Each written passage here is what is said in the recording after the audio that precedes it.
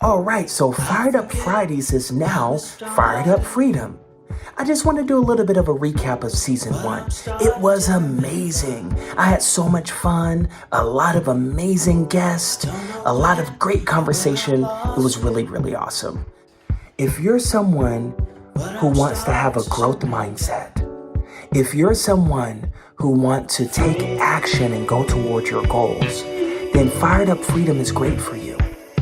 It doesn't matter if your goal is financial or personal. And now that we're moving into season two, we're going to be talking a lot of different things surrounding freedom.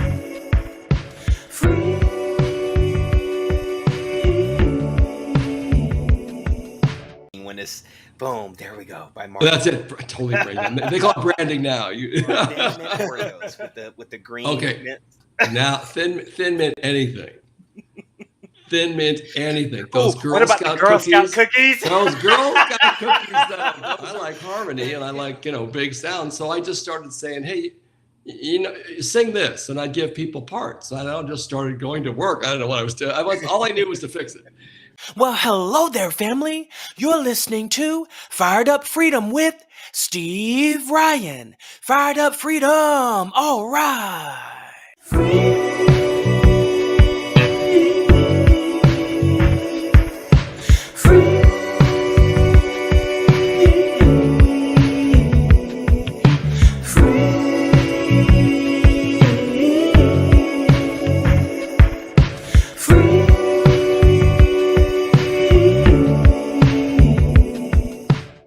Do you ever have moments where you feel stress, anxiety, or it's hard to sleep?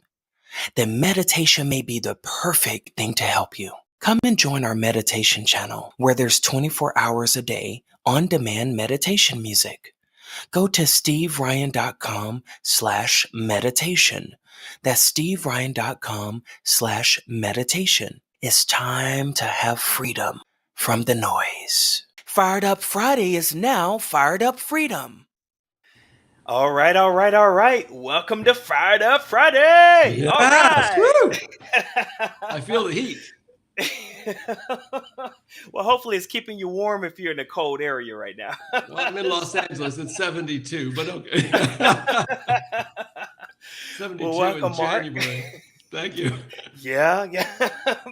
Well, the real question is, what is it at nighttime?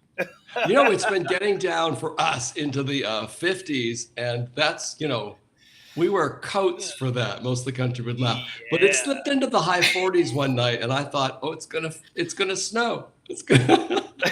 No. I wonder, has it ever snowed in Los Angeles? Oh yes.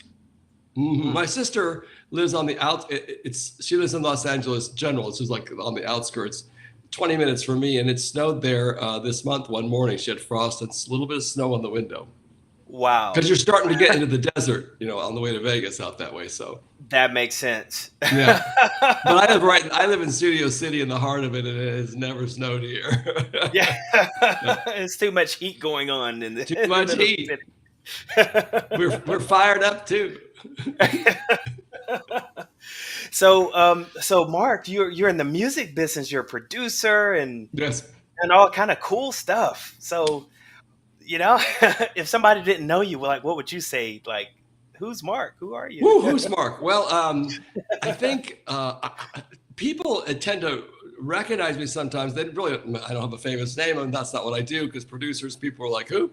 But I was on TV for a while, so people sort of recognize me from the show Full House, because they saw me for years as a musician. But as a producer, it's kind of nice because you're in charge of everything, and that you can still go to dinner and nobody cares who you are. It's great. No, so we care. We care. Oh, thank you. Yeah. We care about you. Thank you so much. Yeah. So people also say they know me because they've seen my name, because I've done a lot of television. So at the end of the show, when it says music by Mark Vogel, they go, I know your name because you've seen it because I had a fantastic television agent this sounds really funny because they're not in the business. It sounds really dumb, but it's important. I get a full second solo screenshot when I do a show, and that's something they have to negotiate for. So believe it or not, that makes your name stick in people's minds more. I know 1 second doesn't sound like much, but and you get your solo card. That's a big deal. So people Wow. sort of know who you are because of that. And I did a lot of television. And so they'll know it from that. And then, my face just from, playing music on camera for so many years. Wow. So that's like it's like a branding thing when it's boom, there we go by Mark. That's it. Totally branding. They call it branding now. Yeah. So what got you started into music, like the very, very beginning? Whoa, way back. Not that far back. Okay, so not way. That was just you're young. So after that's just Jesus 10 years ago. Jesus wasn't still walking the earth, but it was a while ago. I was 4 years old, and I walked up to a piano and started playing it with two hands, which is insanity. So how would you know how to do that? So I've always known it was a gift because I just could do it. There wasn't like I had to learn. I mean, I studied, and then a commercial came on the television set, and I played it and said to my dad, who was a musician, "Is that this?" And I played the song, and he, of course, thought I was possessed or something. Wow. So right away, they got me, start teaching me music. And then by the time I was 7, they actually got me with an amazing teacher from USC. And I started studying seriously at 7. And it's all I wanted to do. I just did it all the time. Like, I can't particularly throw a baseball or anything because I played the piano all day.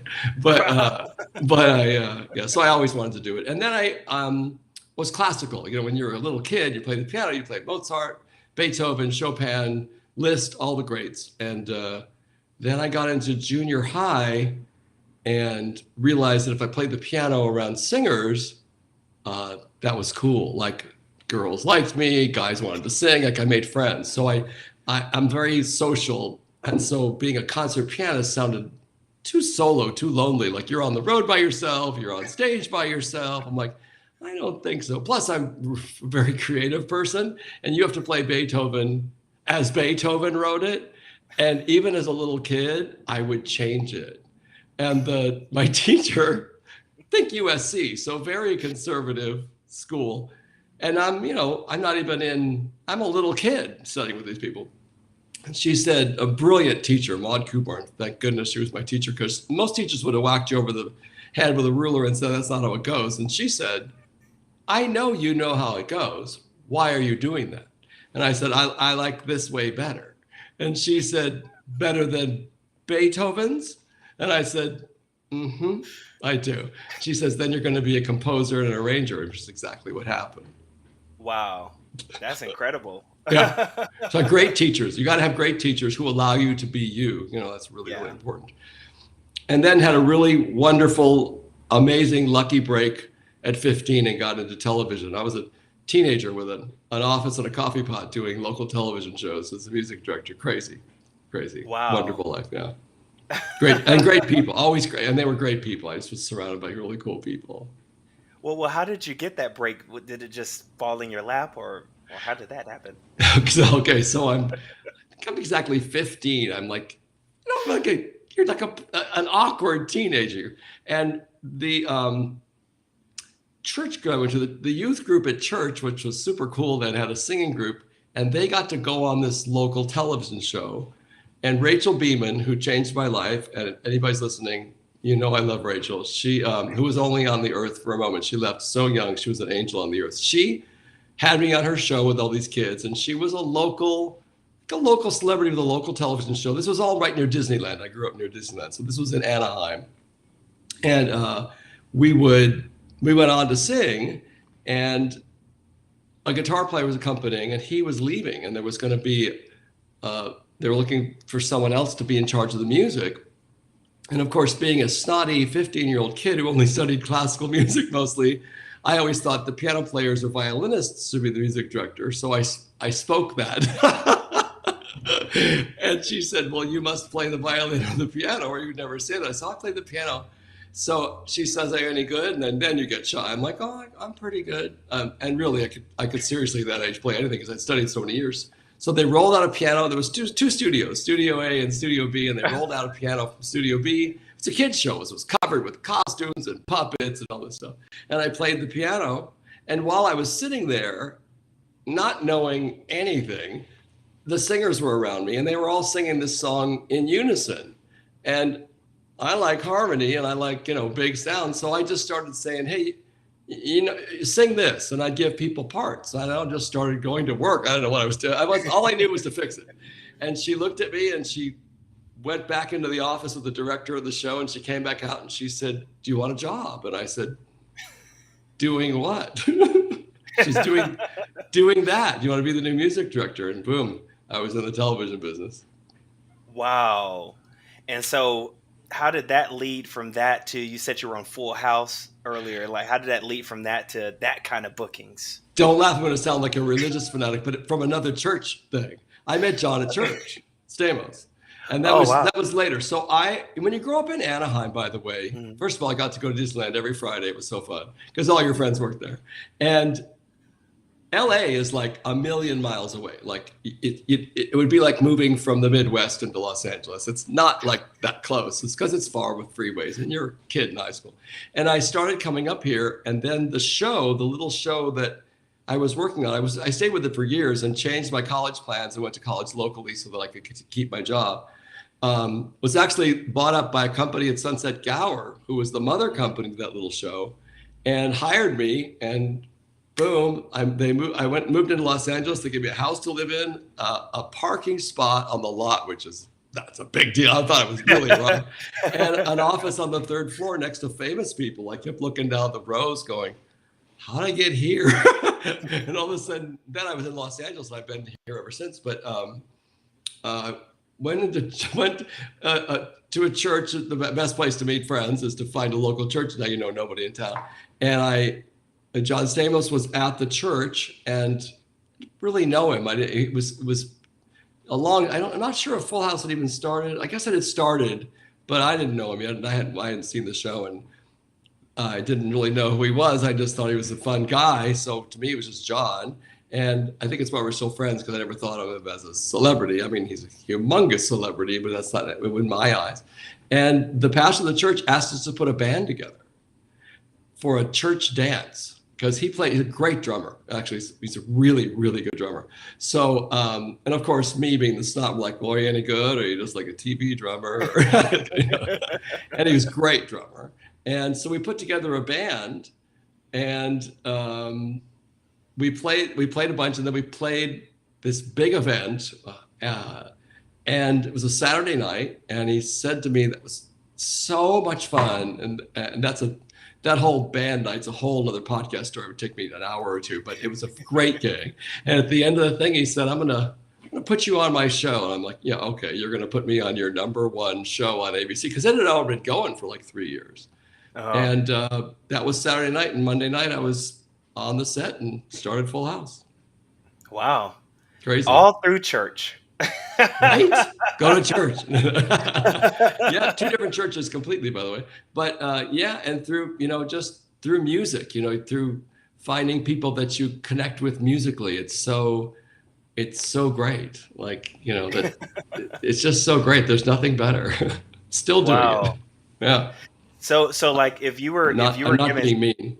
Oh, wait. Let's get that again. One of my clients gave me this. It says, I'm silently judging your pitch. I'm silently judging your pitch. Now, so that means I got to give you. That's pretty funny, because I produce a lot of vocals, and so I'm always like, not quite. That's so mean. But it sounds like you try to get it to a place where it sounds good, because you want it to sound good and be good.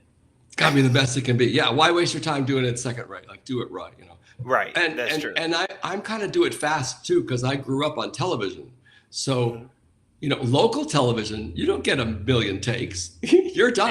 Yeah. It's going to air. And when you do a sitcom, even if it's at that time the #1 show on the air, you got to finish by Friday. It's going to air next week. So you don't get to rethink a lot, so you just got to do it right. Yeah. There are great musicians. The show had great musicians on it too, so it was really fun because people knew what they were doing. So it became really fun. Wow. So what did you do on the show? Did you play on the show, or were you a director on the show? I played on the show. We were a band called Jesse and the Rippers, and I was the Ripper who played the guitar. I had a humongous blonde mullet, and I played the guitar. And there were times I played the grand piano, like the Disney the Disney season finale we did at Disney World. I was on like the grand piano on that one. So I was basically the piano player singer in the band, and then would play the guitar because it was the 90s. You had to play the guitar. So like if somebody was starting out today, like trying to be, what advice would you have for someone starting out? Wow, it's so different now, but it's still totally doable. Like, I mean, the business, it changes so much over years, but gosh, two things. Make sure you're absolutely great at what you do. Just practice, make yourself get ready. Be ready for the opportunity. That's the definition of success. Because when the opportunity comes, you got to be ready. And if it's just some people just want the opportunity. It was like, you better be ready for that. And so when it knocks, you know what to do. So I would say study, practice, play, enjoy it, do what you love. Oh, I can't stress that enough. Do what you love. I've known some celebrities, different shows, not anybody we've talked about yet, who I worked for, who had a hit in a different genre than they actually loved. And their lives weren't very fun. They were very famous and very rich, but they weren't doing the music they loved. And that's really weird if you think about it, because sometimes people get a hit doing something a little like this one person. He got a hit in country music, and he really wanted to be a rock and roll star. He was a country star his whole life, a big one too. It's like, you're not happy? You've got millions and millions of dollars in hits and fans. So yeah, do what you loved, and do what you're good at, do what you love, and work really smart. I'm a guy who runs his music business with business hours. During the pandemic for 2 years, could we go anywhere? No. Did I stop working 8 hours a day? No. Work 8 hours a day like everybody else, or 9 hours or 10 hours, whatever that may be. And be consistent. Take time. I take weekends off. That's for family. That's for friends. That's for relaxing. That's for whatever. So that on Monday you're ready to go again. And just don't stop working. And just because you might have a gig that week or a record that week or a TV show that week, that doesn't mean you're off. Yeah. There's a big difference between self-employed and unemployed. I'm never unemployed. I'm always self-employed. And I cannot stress that enough to new musicians. Wow. Amazing words of wisdom. Those are good. Those are good ones. They'll work. They'll work. Well, it's hard because you see people. Well, I don't know what to do. Well, yeah. Put up a home office, open up your laptop, and figure it out. You're not going to sit there and do nothing. You'll write a song. You'll contact somebody. You'll study somebody else's music, whatever that is, and then you'll figure it out. Wow. So like outside of music, what are some hobbies? What are some things like you just enjoy, like it's Mark, the cool Mark? Music, just kidding. I know. Fired Up Freedom will be right back after these messages. Do you ever look for certain services or products and it's just hard to find and you want to know if someone else has used that before? Well, visit my resources page, steveryan.com/resources. steveryan.com/resources. I love my family. I have a big, crazy, loud, wonderful family. I'm one of several siblings, and there's lots of kids. So I have, I think, 24 nieces and nephews. So we all love to party together. Like we're a group that likes to hang out together. Some people hate the holidays because they have to be with their family. We gather on weekends. We have Sunday dinners. They're loud, messy, fun. And they're great. So I like hanging out with my family. Whatever they want to do. We hang out. A lot of swimming. We all grew up with swimming pools. So we swam all the time. So everybody likes to swim, or, there's some games they'll play. Like there's a game called Among Us now. Maybe kids know that's an app. And my family created an in-person live version of it. So we made our own version. It's a murder mystery. So we kill each other in different rooms. It's hilarious. And yeah. And we're big eaters, barbecuing, whatever. I like to eat on Sunday. Have y'all ever thought about taking that game into like the metaverse, and that way it's real? Like you're really that's a good idea. That's a great idea. I'll bring it up to the kids. They'll figure all that out. I'm sure they have their Oculus or whatever else, and they're probably already in there. So Oh yeah, I'm sure they are. Yeah, half the things they say, I'm like, what are you talking about? And like, do you ever like watch shows with your music in it? Like, do you ever listen back to your music? Like, because some people like to do that and some don't. You know? You know what's funny? I'm really busy and don't do a lot of that, but I did during the pandemic. Yeah. I pulled out an old series I did with Ryan Reynolds' first show was two guys who go on a pizza place, and I did the music for that. Mhm. And I pulled out a few episodes and thought, it's been so many years. What did I do? I mean, so I listened to it and it was like, oh, I would definitely do that again. And then you'd go, oh, I would never do that again. You know, but yeah, so yes, I have. I watched a few things lately that are interesting because you're like, I did that 20 years ago, and it's some of them are still on. Like, if I want to see Full House, it's on all the time. So, but some shows they don't show they don't show Brian's show anymore, which is too bad. It's a hysterical show. Right. But yeah, so I'll watch once in a while. I've got some movies on Netflix once in a while. I'll put them on and remember what I did to score and the, you know. But yeah, you don't look back a lot because like I'm doing, you know, 2 movies right now, so I don't want to regurgitate what I did. So you try to have a fresh take on it. Yeah. Well, you know, speaking of fresh, like not asking you to give away any secret sauce or anything, but like, how do you keep yourself fresh? Like, or do you have any tips of how you do that? You know? Yes, that's easy. Work with young artists. The average artist that I produce is a teenager. Mm-hmm. So they're, you know, 16, 17, maybe 20, 21, someone in there. It's just, they won't let you not be fresh because they don't know how they only know what's really current right now. You know, I asked one of my kids fairly recently, this will scare you, by the way, what would you consider a retro artist? Like if we're going to do a song, you know, what song would you want to do as a retro song? And I was thinking they might do the Beatles, they might do Elvis, something, you know. She goes, well, like really old, like Britney Spears? And I was like, well, no. Retro is Britney Spears is old retro? How is that even possible? So, and what are the So Beatles in their eyes, you know? Yeah, I teach them all the Beatles. But I think it's like you have to also, you know, you got to be open and listen to them, but you also have to teach them that what's really, and this is more advice for a new artist, study old music, because music comes around and goes around and comes around and goes around. The music business does. Music is very secular. It cycles and things come back that were good 20 years ago or 30 years ago.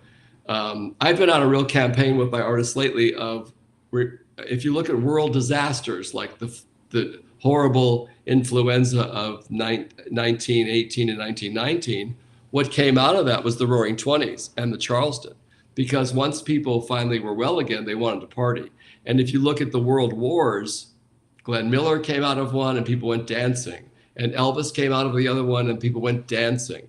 And out of the Vietnam War, disco was born and people went dancing. I'm telling everybody the next craze in music is going to be dancing, and some new form of dancing, because once this pandemic is over, everybody's going to want to go out. So it's because it's happened in history time and time again. So whatever the next dance craze is, that's our next big superstar. Wow. That is very powerful words of wisdom from somebody who's have longevity in the business. So anybody listening or watching definitely need to take heed if you're in the music.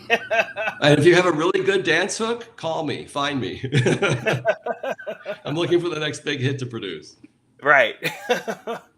and speaking of stuff you're doing, we're checking out your website here. Wow, you have a pretty cool, simple website. Meet Mark. I mean, it's all, and then you have all these different pictures up here. This is kind of cool. I like it simple. Some of the shows I'm doing right now aren't on there. Well, there's Ryan's show. That's funny. Like some of the stuff I'm doing is brand new, so it's not out yet. But in the next 12 to 24 months, I'll probably put out more material than the rest of my career almost combined. I'm doing so many projects. It's great. And so it's very, very fresh. I was telling you before we talked, this morning I had a session on one project. And as soon as we're done today, I go back to the studio on a completely, and they're both Broadway shows. And I haven't done a lot of Broadway. So that's really exciting to be going in and doing 2 in one day. That's the kind of days I'm having lately. So It's crazy. Wow. So how do you keep your brain organized to where you're, you know? That 9 to 5 thing, which for me is 10 to 6. I Mhm. work 10 to 6, and I don't work before 10, and I don't work after 6, and I don't work weekends. So Wow. I'm very organized. I have assistants that help me with some things, but I'm just really, really organized. I write everything down. I mean, on the computer, everything is listed out, what I'm supposed to do today by the hour. Someone showed me that years ago that was running an office seminar. They said, if you're running an office, you should look at your calendar for 10 o'clock, 11 o'clock, 12 o'clock. And if everything is filled up, you know what you're supposed to do. Even if it just says this is an hour for emailing or returning calls or whatever it is, have every hour organized. And I've done that for years. I had the privilege of knowing Joan Rivers and doing about over 50 shows with her. And Joan Rivers lived like that. If you've watched her documentary, and if you haven't, you should definitely watch it. She filled in every hour. And if she had an open hour, she would call her agent and yell at her agent, why am I doing nothing from 3 to 4 on Friday? Wow. And she was right. I fill every hour, and then when the day's over, it's over. So that's how you keep it organized, though, because I literally am involved in nine large projects right now, besides regular music work I do. That's an insane amount. And so you got to be organized.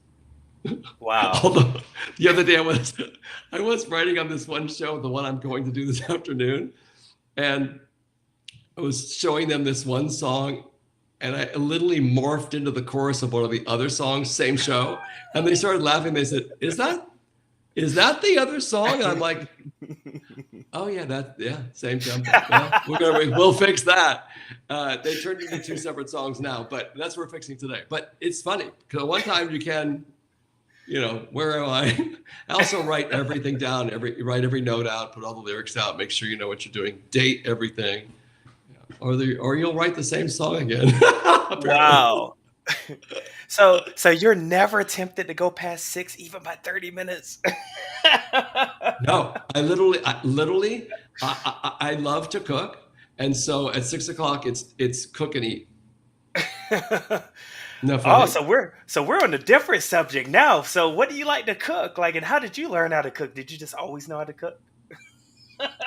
No, I know. And cooking, cooking is for me. I like to eat very healthy. It's also if you really want to work a long time, you got to eat right. You got to exercise right. So but the reason I started at 10 is I'm up at 8 and I work out and do all the things that are good for your body, and then work. But I like to eat a lot of healthy stuff. So if I make it, then I know what's in it. Yeah, that makes sense. So I just started. Yeah. Was it like trial and error, or looking up recipes, or how did you? Oh no, trial and error. Just absolutely. The recipes all are loaded with recipes like lots of butter, lots of salt, lots of this. I'm like, yeah, that'll taste good, but that's probably not going to do me much good. Maybe I should find something a little leaner. So, and then a lot of the lean recipes, you just find ingredients you like and put them together, and Wow. And I'm big, and portion control is big. Don't have some humongous meal. For me, I don't like that. Wow. Well, do you snack during the day, or like? I'm not a big snacker, no, but I'll drink a lot of tea, and sometimes with tea you want a little something, but I'm not a big snacker.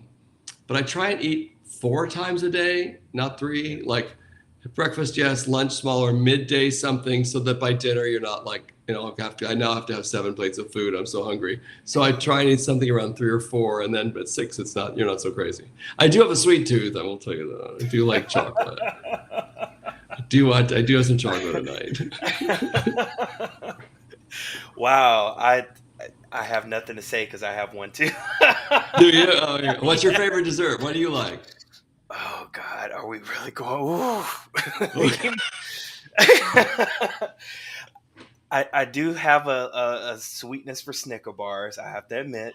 Snicker bars, all right. And then chocolate chip cookie dough ice cream, even though it kills my voice, but still, I'm like, you know what? It's worth it. With some hot fudge. Hot fudge. Oh, come on. There's not much better than hot fudge. Oh, my Lord. Yeah, those two. Yeah, or thin mint Oreos with the green mint. Now thin mint anything. Thin mint anything. Those what about the Girl Scout cookies? Those Girl Scout cookies, though. Those are. And again, I've got so many nieces and nephews, so I have to buy them. And do you know they're in the freezer though? Put them in the freezer. Yeah. And they're on Amazon now. Like you can just get them anytime. Don't tell me that. Oh, I'm sorry. Really? No, unhear it. You didn't hear it. Nothing. I didn't say anything. They're on Amazon. Oh. They're on Amazon now. Yes. I don't know about you, but over the pandemic, I am so bad. I can buy that right now. I don't even have to. With one hand, my phone. I buy stuff at the door, and there's something at the door every day. Yeah, guilty as charged. So, well, I know you have your schedule, so I won't hold you. Is there anything you want to wrap up with, so I won't hold you too long? There's the girl that gave me this cup. Her name is Annika, and Annika's got a single coming out next week. So check that out. You can check it at my website for sure, or at my TikTok or anything. You'll see us post about that. I'm on Instagram and I'm on TikTok, Mark Vogel Music, or on both. And she wrote me, said thanks for the cup. We just shot her video. I've got a movie coming out Easter time called Easter Bloody Easter, and I don't go to horror movies, but I'm scoring one for the first time. It is so scary and so funny. It's a comedy, horror comedy. And I may have made a cameo appearance in the movie, which is pretty funny. And I'm excited about that one. And there's a lot of stuff coming out.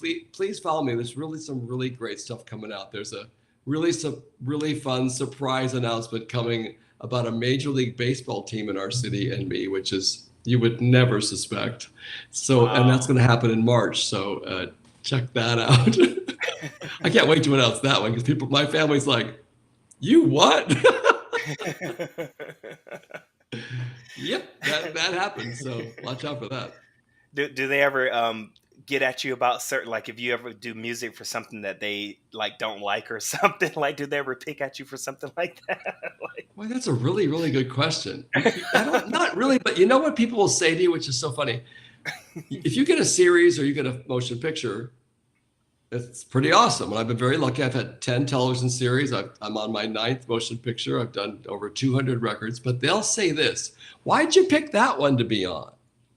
And you're like, well, I didn't pick. It's like, not like 12 shows called me and I decided which one I'd be on. So people, not people so much my family, people you don't know will say that to you. Well, what made you pick that show? I'm like, well, you don't actually pick. It's like that's a weird question. That's why you stay self-employed, because you accept work. Yes, right, exactly. So I think that's a funny question. Now my family's super supportive. If I do anything, they're right there. They're pretty excited about this March announcement, so they're all coming to the opening game. Oh wow, that's gonna be awesome! Wow, that's gonna be awesome. That's not that far from now, so that's pretty cool. No, the song's all done. It's in the can, but it's first time I've ever done anything like that for real. But so it's exciting. Wow, are y'all gonna be there like live, or how is it? Yes. Like a planning debut? I'm gonna be there live. Yeah, it's really fancy at a baseball set. They called the catering people called, and they're doing a fancy thing. It's like, oh, now usually I just buy a cheap seat and get a hot dog and a beer. But this is not like that. Well, we'll definitely be on the lookout. Give you some support. Do. Thank you. I appreciate that. Yeah, once I can really announce it, I'll tell you all about it. Absolutely. Well, I definitely have to have you on again sometime. So I'd love it. Running from myself at times, I can't describe the words I try.